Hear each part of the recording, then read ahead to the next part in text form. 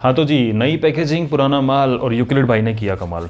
देखो आपका 10th class का जो पहला टॉपिक है वो टॉपिक कुछ ऐसा है जो आप बचपन से करते आ रहे हो। मेरे हिसाब से तो 3rd क्लास से आप करते आ रहे हो, 2nd क्लास 3rd क्लास में आप लोगों ने सीखा होगा, ठीक है। लेकिन 10th में इसको नए तरीके से रिप्रेजेंट किया गया है। 5 स्टार होटल की मेन्यू देखी है? मैं ये नहीं बोल रहा 5 स्टार होटल में नहीं गए होंगे, कुछ लोग गए होंगे, कुछ लोग नहीं गए होंगे, मैं भी नहीं गया हूँ यार। बाहर जो 100 रुपये की चीज़ होती है अंदर जाकर 1000 रुपये देने का मुझे शौक नहीं है, ठीक है। वहाँ पे आप लोगों ने देखा होगा, अरे नहीं देखा होगा तो कॉमेडी शो तो देखे होंगे, स्टैंड अप कॉमेडी, ठीक है। उसमें क्या बताते हैं, एक लंबा चौड़ा नाम लेके देते हैं, मेन्यू लेके आता है वेटर, लंबा चौड़ा नाम पड़ता है, ये क्या है, बाद में पता लगता है अपना नींबू पानी है वो, ठीक है। तो ऐसा ही कुछ होने वाला है कि आपका 10th क्लास का मैथ्स का जो फर्स्ट टॉपिक है that is Euclid's division lemma. देख के बच्चे इसमें डरते हैं। कुछ लोग ये भी बोलेंगे सर डिलीट हो गया। पहली बात तो डिलीट करने की कोई नीड नहीं थी, और अगर डिलीट हुआ कोरोना टाइम में हुआ है, बाद में आ सकता है, तो समझते हैं इस चीज़ को, बच्चों वाली चीज़ है बिल्कुल, ठीक है। तो ये क्या है यार आपकी यूक्लिड डिवीजन लेमा। मैं आपको बोलूँ इतना लंबा चौड़े जगह में बोलूँ, कुछ नहीं है, डिवीजन है। जो बचपन से डिवाइड कर रहे हो ना, ये वही चीज़ है, ठीक है। तो भाई इसने किया क्या, तो यूक्लिड महाराज जो थे इन्होंने क्या किया, जो डिवीजन तुम बचपन से करते आ रहे हो उसी डिवीजन को लेके इसने उसको कुछ नए तरीके से क्या काम किया। मतलब रात का जो चावल बचा हुआ है उसको सुबह छोंका लगाया और उसको यूज़ किया है उसने, ठीक है। ऐसा नहीं कि इसने सिर्फ अपना नाम दिया है, इसने नाम देने के बाद में उसका यूज़ करना भी सिखाया है कि इसका अलग अलग तरीके से यूज़ हो सकता है, मतलब इसकी एप्लीकेशन क्या होंगी, ठीक है जी। तो सिंपल है। तो 10th में आप लोगों का स्वागत है, पहली क्लास आप लोग। इससे पहले के जो 2 वीडियो देख के आए हो आप लोग, नहीं देखे देख लेना कि पूरे 10th में आपका क्या रूटीन रहने वाला है, वो मैंने समझा है बेसिकली पूरा का पूरा। उसके अलावा कुछ बेसिक टर्म्स है जो काम आने वाली चैप्टर में या पूरी बुक में जाके किसी किसी अलग अलग चैप्टर में, वो मैंने समझाई है। तो हेडिंग डाल लो, पेपर मतलब रजिस्टर नया बना लिया होगा आप लोगों ने अब तक तो, और दोनों इससे पहले वाले वीडियो लेक्चर से रिलेटेड जो कंटेंट था वो भी लिख लेना उसके अंदर। जैसे जैसे आपको समझाएगा रजिस्टर बना के बैठना, रजिस्टर पेन लेके बैठे हो यस लिखो कमेंट में, ठीक है। हाँ जी, तो यूक्लिड महाराज ने क्या किया, डिवीजन लीमा बताई। अब इसको चालू करने से पहले हम देखते हैं कि है क्या यार ये लाइन। तो आपने कहा यूक्लिड, यूक्लिड तो किसी का नाम है, समझ में आता है। डिवीजन बचपन से करते आ रहे हैं, ये लेमा वर्ड क्या है, ठीक है जी। तो ये हेडिंग डालने के बाद में सबसे पहले इसी को समझो यार, क्योंकि किसी लाइन को समझने का मतलब है आपको उसकी वोकेबलरी आनी चाहिए। इंग्लिश के सेंटेंस हमें समझ में नहीं आते कभी कभी, क्यों, क्योंकि अंदर उसकी स्पेलिंग किसी चीज़ की किसी का मीनिंग हमें समझ में नहीं आता है, इस वजह से पूरा सेंटेंस समझ में नहीं आता है हमें। मैंने बच्चों को अक्सर देखा है मैथ्स के क्वेश्चन के अंदर 4 लाइन का क्वेश्चन होगा, एक वर्ड नहीं आ रहा उनको, उस चक्कर में बोलते सर क्वेश्चन छोड़ के समझ में नहीं आया। अरे भाई उसे एक वर्ड को समझ लो, ठीक है, क्वेश्चन छोड़ने से क्या फ़ायदा। तो लेमा वर्ड का मतलब क्या है, क्योंकि अगर हमें लेमा का मतलब समझ में आ गया तो हमें ये चीज़ समझ में आ जाएगी, ठीक है। तो जैसे लेमा लिखते हो इसके साथ में एक टर्म और जुड़ जाती है, एल्गोरिथम। यानी कि ये पूछा भी जा सकता है आपसे, वाइवा में पूछ सकते हैं, पेपर में तो नहीं आएगा लेकिन वाइवा में पूछ सकते हैं और पता भी होना चाहिए। और मैंने आपको पहले ही बोला है कि थ्योरेटिकल पोर्शन जरूर पढ़ना मैथ्स का और अंडरलाइन जरूर करके रखना, रिवीजन किया करो। तो एक वर्ड होता है लेमा और एक वर्ड होता है एल्गोरिथम, ठीक है, क्योंकि अगला जो टॉपिक होगा that will be Euclid's division algorithm. तो लगेगा अरे यार यूक्लिड डिवीजन लेमा अलग चीज़ है, एल्गोरिथम अलग चीज़ है, बिल्कुल अलग अलग है, लेकिन इतना ज़्यादा टेंशन वाली बात नहीं है। तो लेमा के सामने आप लिखो एक चीज़ कि it is a proven statement.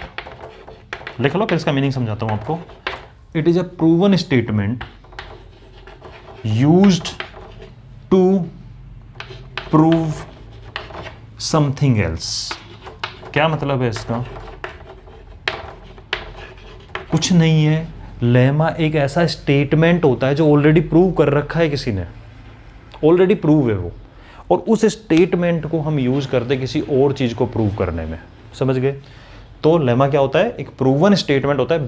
Proper definition हो सकता है मैंने बड़े इधर उधर कर दिए हो, आपके बुक में दे रखी है, देख लेना उसको। मीनिंग उसका यही है कि एक प्रूवन स्टेटमेंट होता है, एक ऐसा स्टेटमेंट जिसको कोई चैलेंज नहीं कर सकता, ये होता है मतलब होता है, ठीक है। ऐसा स्टेटमेंट जो पहले से किसी ने प्रूव कर रखा हो, उस स्टेटमेंट को हम किसी और चीज़ में यूज करेंगे तो वो स्टेटमेंट जो ऑलरेडी प्रूव है उसको बोलते हैं लेमा। तो यूक्लिड ने क्या किया, एक डिवीजन लेमा दी, मतलब डिवीजन से रिलेटेड एक ऐसा स्टेटमेंट दिया, डिवीजन से रिलेटेड एक ऐसा स्टेटमेंट दिया आपको जिसको आप आगे जाके कई चीज़ों को प्रूव करने में काम आओगे, और वही इसके एप्लीकेशन है इस स्टेटमेंट का। यूक्लिड डिवीजन से रिलेटेड एक स्टेटमेंट होगा, उसका यूज करेंगे हम इसकी अदर एप्लीकेशन के अंदर, ठीक है। अब बात आती है एल्गोरिथम की। तो एल्गोरिथम तो आप लोगों ने सुना भी होगा टर्म ये वाला यार, कंप्यूटर से रिलेटेड होता है। कंप्यूटर एक एल्गोरिथम फॉलो करता है, मतलब कंप्यूटर के अंदर आप एडिशन करते हो। कंप्यूटर छोड़ो यार, आपके हाथ में वो है, फ़ोन है, चलो फ़ोन में आप जब कैलकुलेटर यूज़ करते हो, कैलकुलेटर में आपने कुछ लिखा कि 15 + 17, तो 15 + 17 को कैलकुलेटर जब ऐड करता है तो कैलकुलेटर होता है या कंप्यूटर होता है वो 0 1 की लैंग्वेज समझता है बस, ठीक है। तो वो एक प्रोसीजर फॉलो करता है, जो भी समझता हो, चलो उसको डीप में नहीं जाएंगे अपन। मतलब लैपटॉप, कंप्यूटर, आपका कैलकुलेटर हो गया, ये आप कुछ कैलकुलेशन कर रहे हो तो कैलकुलेशन करने में प्रोसीजर फॉलो करते हैं कि नहीं करते हैं? उसी प्रोसीजर को, यानी कि कोई काम करना, एक प्रोसीजर फॉलो करते हुए कोई काम करना, तो उस प्रोसीजर को ही एल्गोरिथम बोलते हैं। मतलब अगर आपको भी कुछ बोला जाए, कुछ क्वेश्चंस आपको करने, मैं आपको क्या बताता हूँ ज्योमेट्री क्वेश्चन कैसे करने हैं, तो अब हम कैसे करते हैं कि क्या गिवन है उसको लिखो, क्या प्रूव करना है उसको लिखो, फिर ये करो, फिर ये करो, फिर ये करो, ठीक है। तो मैंने कहा था ना कि इस टाइप के क्वेश्चन को आप ऐसे ही फॉलो कर सकते हो। तो आप कुछ पर्टिकुलर स्टेप फॉलो करके आप हर टाइप के क्वेश्चन सोल्व कर लोगे। तो उसी पर्टिकुलर स्टेप्स, उसी प्रोसीजर, एक वेल डिफाइंड प्रोसीजर, ठीक है, वेल डिफाइंड प्रोसीजर, मतलब अच्छे से बता रखा है कि ये करो, ये करो, ये करो, ये करो, आपका काम हो जाएगा, ठीक है। ऐसा करना, ऐसा करना, ऐसा करना, ऐसा करना, काम हो जाएगा। तो ये वेल डिफाइंड स्टेप्स जो होते हैं, ये जो प्रोसीजर होता है, इसी प्रोसीजर को बोलते हैं एल्गोरिथम। डेफिनेशन बुक में लिख लेना यार, ठीक है। तो समझ में आया? लेमा क्या होता है? जस्ट एक स्टेटमेंट होता है जो ऑलरेडी प्रूव हो चुका है, इसका यूज़ करेंगे हम किसी और चीज़ को प्रूव करने में। एल्गोरिथम क्या होती है? एक वेल डिफाइंड प्रोसीजर होता है, वेल डिफाइंड स्टेप्स होते हैं जिसको हम किसी प्रॉब्लम को सोल्व करने में काम करते हैं। तो अब आपको दो टॉपिक की बात करूँ मैं। यूक्लिड ने एक तो डिवीजन लेमा दी, एक डिवीजन एल्गोरिथम दिया। तो उसने जो डिवीजन लेमा दी है वो एक स्टेटमेंट दिया है कि भाई ऐसा करते हैं, ऐसा हो जाता है, ठीक है। वो समझेंगे क्या चीज़ है। इसने एक एल्गोरिथम दिया, मतलब उसकी जो एप्लीकेशन है, इस स्टेटमेंट का यूज करते हुए हम किसी और चीज़ को जो प्रूव करेंगे, वो प्रूव करेंगे या जो काम करेंगे उसको कोई पर्टिकुलर स्टेप्स फॉलो करते हुए करेंगे, उसी को उसने एल्गोरिथम बोला है। आई होप सो कि यहाँ तक आपको कोई समस्या नहीं होगी, एवरीथिंग इज क्लियर, ठीक है, बिल्कुल समझ में आ रहा है अच्छे से।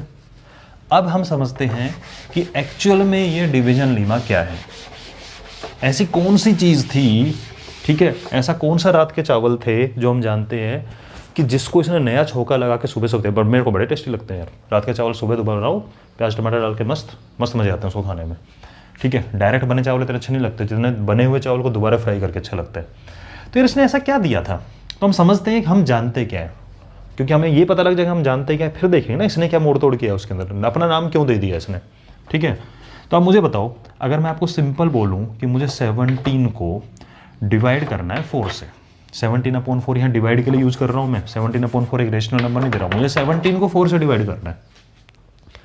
बोल सर कर देंगे, सिंपल सा प्रोसीजर। क्या प्रोसीजर है? देखो बच्चों वाला प्रोसीजर फॉलो करना है यहाँ पे, जो बचपन से कर रहे हो। मैंने कहा 3rd क्लास 4th क्लास में जहाँ डिवीजन चालू हो जाता है, बोलो सर 4 से डिवाइड करना है, ठीक है जी, कर देंगे। 4 3 जा 12, 4 4 जा 16। हम जानते हैं इसको क्या बोलते हैं, हम डिवाइजर बोलते हैं, ठीक है। इसको क्या बोलते हैं हम, डिविडेंट बोलते हैं। डिविडेंड होता है कि डेंट होता है वो देख लेना आप, ठीक है, डिविडेंट होता है शायद। इसको क्या बोलते हो, क्यूसेंट बोलते हैं। बोले तो हम जानते हैं सर, 9th क्लास में पढ़ लिया, उससे पहले पढ़ा हुआ है। इसको क्या बोलते हैं, बोले जिसको रिमाइंडर बोलते हैं। लिख लो फिर से, देखो लिखना जरूरी है, लिखना जरूरी है सारी चीज़ें। सर ये तो जानते हैं, ठीक है। इसको हम लिखते कैसे हैं कि जो आपका डिविडेंट होता है, जो अंदर बैठा हुआ है, ये 17, ये होता क्या है, बोला ये होता है कि जब इस डिवाइजर को, पहले समझते जाओ आराम से, कर लिख लेना। जब हम इस डिवाइजर को इस क्यूसेंट से मल्टीप्लाई कर दें और उसमें रिमाइंडर ऐड कर दें तो हमें ये मिल जाता है। मतलब मैं क्या ऐसा लिख सकता हूँ कि जो हमारे 17 महाराज हैं वो इस 4 और 4 को मल्टीप्लाई करो, 4 4 जा 16, और उसमें रिमाइंडर 1 ऐड करो, क्या आपको 17 मिल रहा है? हाँ, 4 4 जा 16 + 1 17 मिल रहा है। एक एग्जाम्पल और पकड़ लेते हैं, ठीक है। क्या कि अगर मैं सपोज करो 25 को 8 से डिवाइड कर रहा हूँ, तो 8 3 जा 24 और 1 रिमाइंडर बच गया, कुछ भी बच सकता है रिमाइंडर, ठीक है। तो क्या मैं इसको ऐसा लिख सकता हूँ कि 25 = 8 × 3 + 1। बोले हाँ, ये तो बचपन से करते आ रहे हैं, कोई नई चीज़ नहीं है। बस उसी ने इसके लिए क्या कर दिया कि बोला इतना बड़ा डिवाइजर कौन लिखेगा, इतना बड़ा डिविडेंड कौन लिखेगा, इतना बड़ा क्वोशिएंट कौन लिखेगा, इतना बड़ा रिमाइंडर कौन लिखेगा। उसने इनको छोटा छोटा नाम दे दिया, उसने बस नाम दे दिया। क्या नाम दे दिया? बोले एक काम करते हैं, बोले जो ये बाहर 4 बैठा हो, चलो इसको नहीं करें, इस यहाँ की स्पिच करेंगे, ये जो बाहर बैठा हुआ है इसको दे दो बी नाम, जो स्टैंडर्ड सिंबल है बी है। अब आपको ये समझ में आ जाना चाहिए, ठीक है, कि हम यही सिंबल यूज़ करेंगे, अपनी मर्जी से एक्स वाई जेड कुछ नहीं मानेंगे, जो उसने दिया है हम उसी को मानेंगे। इसने बोला इसको बी बोलो, ठीक है भाई। बोले सर क्यों बोला? इसने बोला इसको आर बोलो। हाँ ये तो हम खुश हैं, आर फॉर रिमाइंडर, ठीक है। उसने जो वर्ड था उसी का पहला लेटर ले लिया, रिमाइंडर का आर ले लिया, क्यूसेंट का क्यू ले लिया। अब गड़बड़ यहाँ आ गई, क्यों? क्योंकि किसी बच्चे के मन में आ रहा हो सर इसको डी क्यों नहीं लिया, तो सुन मेरी बात, इसने लिया रिमाइंडर को आर, कोई दिक्कत नहीं है, क्यूसेंट को लिया क्यू, कोई दिक्कत नहीं है। ये डिविडेंड डिवाइजर दोनों को डी डी ले लेगा, गड़बड़ हो जाएगी, हो जाएगी। तो उसने किया कि भाई इसको ले लो। भाई देखो ध्यान से सुनना, पहले ये है, हाँ जी, फिर ये आ रहा है, तो उसने कुछ नहीं किया, बोले इसको ए मान लो, इसको बी मान लो, इसको क्यू ही रख लो, इसको आर रख लो। समझ रहे हो? इसने ये सीक्वेंस फॉलो किया कि ए मान लो, बी मान लो, वेरिएबल। तो इसने अंदर वाले को माना ए, बाहर वाले को माना बी। तो क्या मैं जनरल फॉर्म में ऐसा लिख सकता हूं कि जो मेरा ए है 25 मतलब ए, ठीक है, इक्वल टू बी इनटू में q plus r. I think so आपको नीचे वाली लाइन नज़र आ रही होगी, मैं कंफर्म कर लेता हूं एक बार, ठीक है, बिल्कुल नज़र आ रही है, ठीक है जी। तो उसने यही किया, बस उसने नाम रख दिए। अब किसी के मन में आ रहा हो सर इसको ए क्यों नहीं लिया, इसको बी क्यों नहीं लिया, मैं आपको बता देता हूँ। ये चीज़ मैंने बताई है कि आपकी लाइन ऐसे लिखी हुई, उसने कुछ नहीं किया, पहले इसको बोला क्यू लिखता हूँ, इसको आर लिखता हूँ, यहाँ लिखने का कन्फ्यूज लग गया, यार ये भी डी है, ये भी डी है, क्या मानूँ? उसने कहा ठीक है ए बी मान ले, this is a, this is b. समझ में आ रहा है? तो ए वो है डिविडेंड जो ब्रैकेट के अंदर बैठा हुआ है, मतलब इसके अंदर, ठीक है, डिवीजन में। तो यही जो स्टेटमेंट उसने लिख के दिया आपको कि a is equal to B Q plus r, इसी को बोलते हैं यूक्लिड डिवीजन लेमा है। कुछ नहीं किया यार उसने, तो लंबा चौड़ा नाम बता दे 5 स्टार वाला, बाद में पता लगा क्या है नींबू पानी डिवीजन करते आ रहे हैं बचपन से। क्या ये स्टेटमेंट पूरा सफिशिएंट है? नहीं, अभी नहीं। एक छोटी सी इन्फॉर्मेशन और ऐड करते हैं, तो यहाँ तक का आप एक बार नोट करो, ठीक है, फिर अपन लिख पाएंगे इस बात को। पूरा नोट कर लो, ठीक है सर, इसको 2 बार नोट मत करो, एक बार ही कर लो, लेकिन एक बार पूरा नोट करो पॉज करके। अब बात आती है कि ठीक है, A equal to B Q plus R, A is equal to B Q plus R, A equal to B Q plus are. समझ में आ रहा है? कोई दिक्कत नहीं, कोई समस्या नहीं है, कर सकते हैं आराम से, याद भी हो रहा है। हाँ याद हो रहा है, ए बी सी तो हो रहा है, ठीक है, मैं तो बचपन से करते आ रहे हैं सर। अब बात आती है समझने वाली, मैं आपसे क्वेश्चन पूछता हूँ कि जो आपने लिखा है A is equal to B Q plus R, ठीक है, ओके, ए किसको डिवाइड करना है? क्वेश्चन में होगा। किससे डिवाइड करना है? क्वेश्चन में होगा। आंसर क्या आएगा? क्वेश्चन में होगा रिमाइंडर डिपेंड करता है कि ये तीनों पे, इन तीनों की वैल्यू पर रिमाइंडर डिपेंड करता है, ठीक है, कि भाई किसको किससे डिवाइड किया। या फिर आप बोल सकते हो ए और बी पे डिपेंड करता है वो रिमाइंडर कितना आने वाला है, किसको किससे डिवाइड करो कितना रिमाइंडर आएगा। तो रिमाइंडर को लेकर एक छोटी सी कंडीशन उसने बताई। क्या बताई? तो उसके लिए 2-3 एग्जांपल समझ लो, आपको समझ में आ जाएगी कंडीशन क्या है। कि मान लो सपोज करो मैं 8 को डिवाइड कर रहा हूँ 2 से। ध्यान से सुनना, कुछ नहीं रटना पड़ेगा, मैं आपको गारंटी देता हूँ 10th में आपको रटना कुछ नहीं पड़ेगा। बस मुश्किल से पूरी बुक में 2 से 4 फॉर्मूले ऐसे होंगे, इतने भी नहीं है यार, जिसको आपको याद करना पड़ेगा। बाकी मैं आपको एक एक तरीके समझा दूंगा पूरा, ठीक है। तो इसने 8 को 2 से डिवाइड कर, 2 4 जा 8 और रिमाइंडर बच गया 0 1। इसका मतलब मैं यहाँ पे कंक्लूजन लिखता जा रहा हूँ कि रिमाइंडर की वैल्यू 0 हो सकती है। हो सकती है। कब होती है रिमाइंडर की वैल्यू 0? जब पूरा पूरा डिवाइड हो रहा हो। एग्री हो मेरी बात से कि रिमाइंडर की वैल्यू 0 हो सकती है कब? जब पूरा पूरा डिवाइड हो रहा हो, ठीक है। सेकंड चीज़, मैं नंबर चेंज कर लेता हूँ, कोई दिक्कत नहीं है। मैंने 2 से डिवाइड किया, 2 4 जा 8, रिमाइंडर की वैल्यू 1 हो सकती है। या बोल दो इसको, अब ऐसे थोड़ा ना लिखो, रिमाइंडर की वैल्यू 1 भी हो सकती है, 2 भी हो सकती है, 3 भी हो सकती है, 4 भी हो सकती है, वो तो कुछ भी हो सकती है होने को। तो क्या मैं ऐसा लिख सकता हूँ कि रिमाइंडर की वैल्यू 0 से बड़ी हो सकती है? हाँ, रिमाइंडर की वैल्यू 0 हो सकती है। रिमाइंडर की वैल्यू 0 से बड़ी हो सकती है, तो रिमाइंडर की वैल्यू 0 से बड़ी हो सकती है, ठीक है। कितनी बड़ी हो सकती है? कुछ तो लिमिट होगी। नहीं, क्या लिमिट है सर? आप डिवाइड करो, रिमाइंडर वैल्यू कुछ भी आ सकती है। अच्छा, रिमाइंडर वैल्यू कुछ भी आ सकती है। क्या मैं 2 से डिवाइड करूं इसको 9 को, क्या रिमाइंडर वैल्यू 2 आ सकती है कभी? रिमाइंडर की वैल्यू 2 नहीं आएगी। क्यों? क्योंकि अगर रिमाइंडर 2 होगा तो फिर 2 1 जा 2 कर देंगे ना। रिमाइंडर की वैल्यू अगर 2 होगी तो 2 1 जा 2 होगी, खत्म हो जाएगा वो। ठीक है, इसका मतलब रिमाइंडर की वैल्यू अगर मैं 2 से डिवाइड कर रहा हूं तो क्या यहाँ 2 हो सकता है कभी? आप लिख के देखो जस्ट कि रिमाइंडर 2 है, तो इसका मतलब ये 9 नहीं होगा। फिर आप कहोगे सर 2 4 जा ही क्यों करें, फिर तो 2 5 जा कर देंगे। लेकिन चलो किसी बच्चे ने नहीं आता उसको 2 5 जा, उसने कर दिया 2 4 जा, तो फिर 2 तो फिर वापस 2 से डिवाइड हो जाएगा ना। हालांकि तरीका गलत है, लेकिन 2 तो फिर 2 से डिवाइड हो जाएगा ना। तो रिमाइंडर की वैल्यू क्या कभी इसके इक्वल हो सकती है? नहीं। आप करके देखो, आप 3 से किसी भी चीज़ को डिवाइड करो। चलो मैं करता हूँ 17 को, 3 5 जा 15, 2, कंपेयर कर लो कि रिमाइंडर की वैल्यू इस बार 2 है बट इससे तो छोटी है।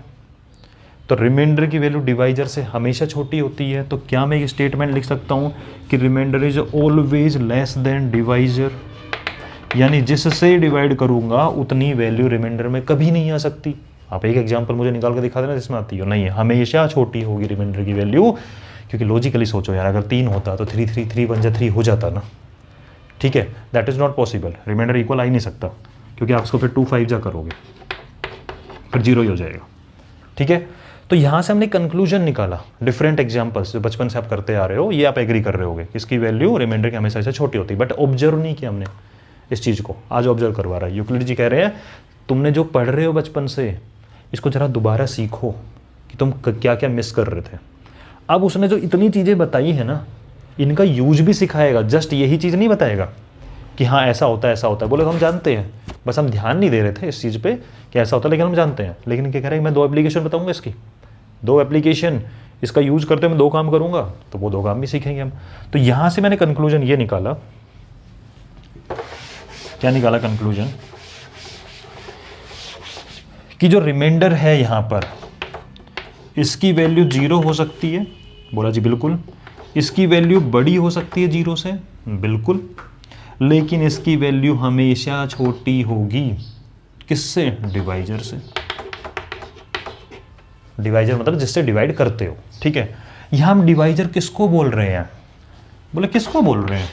बोले ये ए बी क्यू आर। अच्छा, मतलब डिवाइजर बी है। ठीक है, ए तो वो है जिसको डिवाइड किया जा रहा है, बी जिससे डिवाइड किया जा रहा है। तो इसको अगर मैं पहले बात, तो इन दोनों कंडीशन को अगर मैं एक साथ अप्लाई करूं तो क्या मैं इसको ऐसे लिख सकता हूं, r equal to 0?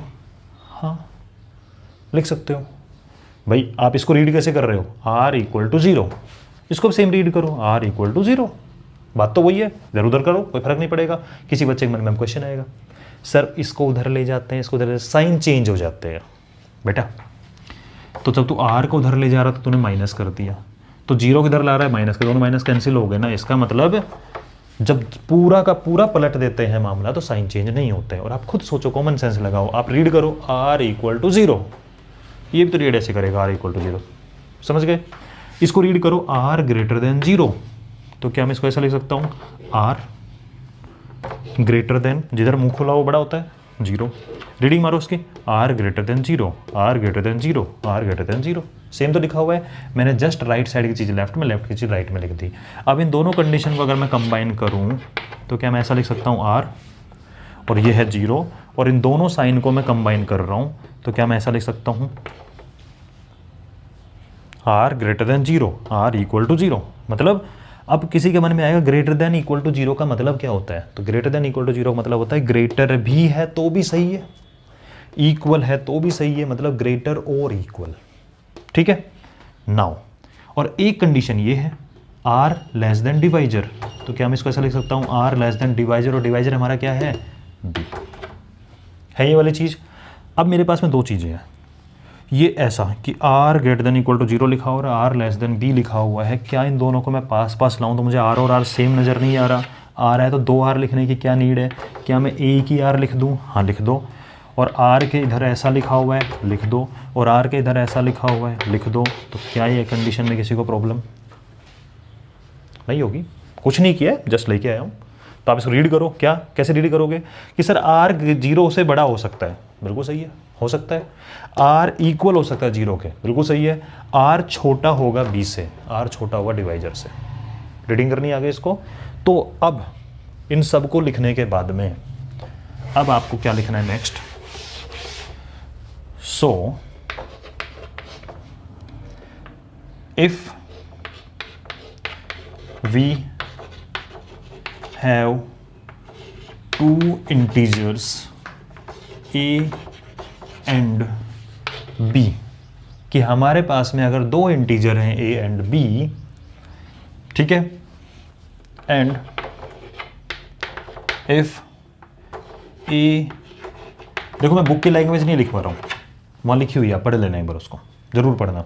If a divided by b, कि अगर मैं a को b से डिवाइड करूं देन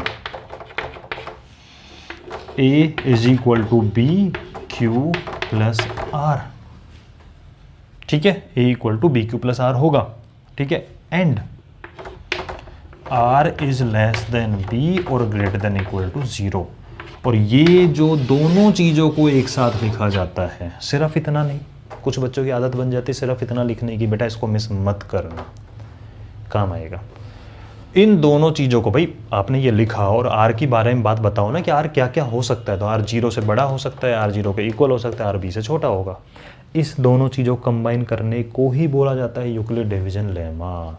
उसने एक स्टेटमेंट दिया है जो आप जानते हो, ऑलरेडी प्रूव है, ये वाली बात आप कोई चैलेंज नहीं कर सकते आप इस चीज़ को, ऑलरेडी प्रूव है, और इसी का यूज करेगा वो अलग चीज़ों को प्रूव करने में। तो आई होप सो यहाँ तक आपको कोई समस्या नहीं होगी कि यूक्लिड डिवीजन लीमा क्या होती है, ठीक है। और एक चीज़ और बता देता हूँ, हालांकि ये नेगेटिव इंटीजर के लिए भी अप्लाई होती है, बट हम अपने आप को 10th क्लास में रेस्ट्रिक्ट कर रहे हैं कि हम सिर्फ पॉजिटिव इंटीजर के लिए अप्लाई करेंगे। ये भी आप जब थ्योरी पढ़ोगे उससे समझ में आए। तो आपके मन में क्वेश्चन होता है ना सर कि नेगेटिव वैल्यू नहीं हो सकती, तो बेटा थ्योरी पढ़ा करो थोड़ी सी, वहाँ बताएगा कि आपके सिलेबस में आप किससे डील करने वाले हो, ठीक है।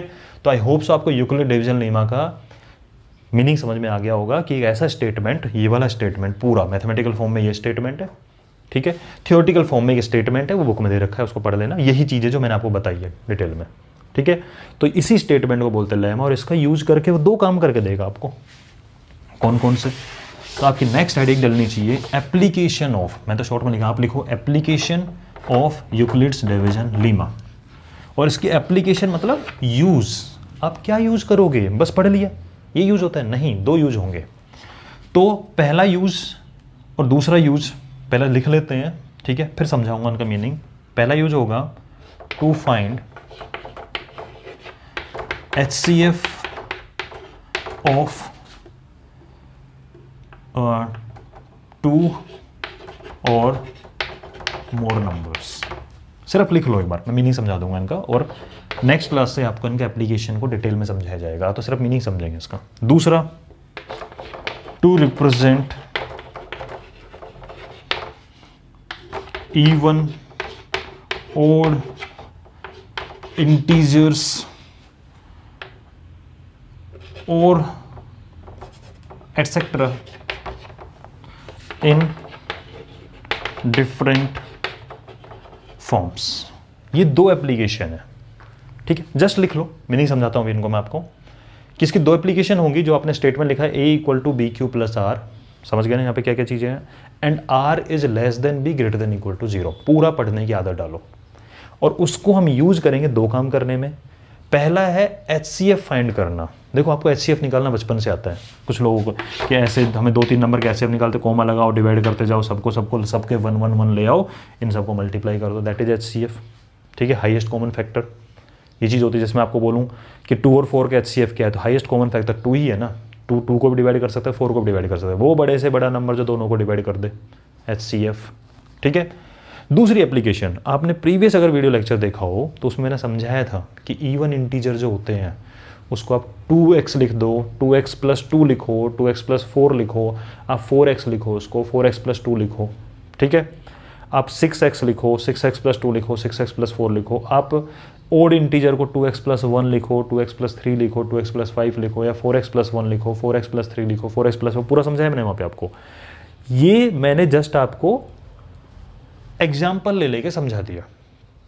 एग्जाम्पल एक समझाया मैंने आपको कि भाई इवन नंबर ये होते हैं 2 से डिवाइड हो रहा है तो अगला इवन नंबर प्लस टू करके आएगा, ओड नंबर आएगा। ये चीज़ एग्जाम्पल लेके समझाई। लेकिन यूक्लिड जी ने क्या किया, इस चीज़ को जो आपको अभी a equal to B Q plus r लिखा हुआ है उसका यूज करके प्रूव करके बताया है। जस्ट एग्जाम्पल लेके नहीं, क्योंकि आप वही वो चीज़ होती है, आप एग्जाम्पल लेके कोई चीज़ लिखते हो तो हो सकता है कि वो चीज़ किसी एग्जाम्पल के लिए गलत हो जाए। हालांकि जो अपन ने लिखा है वो ऑलरेडी प्रूव है, इसलिए अपन ने एग्जाम्पल लेके समझ लिया उस चीज़ को। लेकिन जस्ट एग्जाम्पल लेके अगर कोई चीज़ें प्रूव की जाती है तो आपको हज़ारों एग्जाम्पल लेने पड़ते हैं, लाखों एग्जाम्पल लेने पड़ते हैं, क्योंकि हो सकता है किसी एग्जाम्पल के लिए गलत हो जाए। इसलिए उसको प्रूव करने के लिए अगर कोई प्रोसीजर मिल जाए ना कि हाँ ये हर चीज़ के लिए वैलिड है, ठीक है, तो उसी का यूज करते हुए क्या कर रहा है यूक्लिड जी ने क्या किया, अपनी जो लेमा ली है a equal to B Q plus r r less than b greater than equal to 0, इसका यूज करते हुए उसने प्रूव किया है कि इवन इंटीजर ऐसे होते हैं, इवन इंटीजर ऐसे होते हैं, इवन इंटीजर ऐसे होते हैं, ओड इंटीजर ऐसे होते हैं, इस फॉर्म में होते हैं, जनरल फॉर्म होता है। तो even integer, odd integer, different चीज़ों का, इवन इंटीजर का स्क्वायर, क्यूब, या इंटीजर का स्क्वायर क्यूब, जनरल फॉर्म क्या होता है, ठीक है। तो उसको प्रूव करने में अपन इन दोनों का काम करेंगे। तो नेक्स्ट क्लास के अंदर आपका क्या होगा, हम HCF फाइंड करेंगे 2 या 2 से ज़्यादा नंबर का। जिसमें आपको एक सिंपल एग्जांपल दूं कि मुझे बताइए 5 और 6 का HCF क्या होगा, तो क्या इन दोनों कोई नंबर डिवाइड कर पा रहे हैं, नहीं। और आपको अगर याद हो तो दोनों को कोई नंबर कॉमन नंबर नहीं है जो दोनों को डिवाइड कर पाए, छोटा कर पाए, तो इसका HCF क्या होगा 1, और उसको क्या बोलते हैं को प्राइम। तो 5 और 6 तो को प्राइम हो गए। याद आ रही पुरानी क्लास, ठीक है, नहीं पढ़ेगा पढ़िए ना, पूरी डिटेल में बताइए। तो को प्राइम नंबर जो होंगे उनका HCF हमेशा 1 होगा, क्योंकि 1 ही होगा जो उनको डिवाइड करता है। 1 5 जा 5, 1 6 जा 6। लेकिन अगर मैं आपको बोलूँ कि मुझे 6 का और 8 का HCF निकालना है तो इसके टुकड़े करो, हाईएस्ट कॉमन फैक्टर, एक एग्जांपल ले लो, तो अपन इनके टुकड़े करते हैं, क्योंकि आपने जो लिखा है ना HCF, इसकी फुल फॉर्म होती है हाईएस्ट कॉमन फैक्टर। तो सबसे पहले फैक्टर निकाले जाते हैं, फिर उनमें कॉमन ढूंढे जाते हैं, और फिर उनमें बड़े से बड़ा कॉमन ढूंढा जाता है। तो ये होते हैं स्टेप्स फॉलो, ठीक है। तो मैं क्या करूँगा, इनके फैक्टर करूँगा। तो मैंने कहा 6 का फैक्टर 1 होता है, हाँ जी 1 तो हर किसी का फैक्टर होता है, 1 तो हर किसी को डिवाइड कर सकता है, 2 भी होता है, 3 भी होता है और 6 भी होता है। 2 भी डिवाइड कर सकता है, इसको 3 भी डिवाइड करता है, 6 भी कर सकता है। फिर हम 8 के फैक्टर लिखेंगे, 1 भी होता है, 2 भी होता है, 4 भी होता है, 8 भी होता है। तो पहला स्टेप फैक्टर करने का हमने कर लिया। अगला स्टेप कॉमन ढूंढो, तो मुझे कॉमन में 1 नज़र आ रहा है, कॉमन में 2 नज़र आ रहा है, और फिर ढूंढो इनमें हाईएस्ट कौन सी वैल्यू है, तो मुझे 2 हाईएस्ट दिख रहा है। तो आप जानते हो 6 और 8 का HCF होता है 2, क्योंकि 2 ही वो बड़े से बड़ा नंबर है जो 6 और 8 दोनों को डिवाइड कर दे। तो ये HCF निकालने का एक तरीका था आपके पास में। तो बड़े नंबर अगर होते हैं तो हमें दिक्कत हो जाती है, बड़े बड़े नंबर हो, हज़ारों में नंबर हो, तो हमें दिक्कत हो जाती है कितने फैक्टर लिखेंगे। तो उसके लिए यूक्लिड जी ने अपना एक मेथड दिया इसी डिवीजन लीमा का यूज़ करते हुए कि आप ये प्रोसीजर फॉलो करो, हर बार आपको सेम प्रोसीजर फॉलो करना है, तो आप HCF इजीली निकाल पाओगे। तो उसी को बोला गया यूक्लिड्स डिवीजन एल्गोरिथम, कि यूक्लिड ने डिवीजन की एक प्रोसीजर बता दी आपको, ये प्रोसीजर फॉलो करो, सेम प्रोसीजर फॉलो करो, आपको हर बार HCF निकल के आएगा। समझ गए। तो नेक्स्ट क्लास में क्या होने एजेंडा अपन को पता है, तो प्रॉपर नोट्स बनाओ, रिवाइज करते रहना और बड़े मजे आने वाले हैं।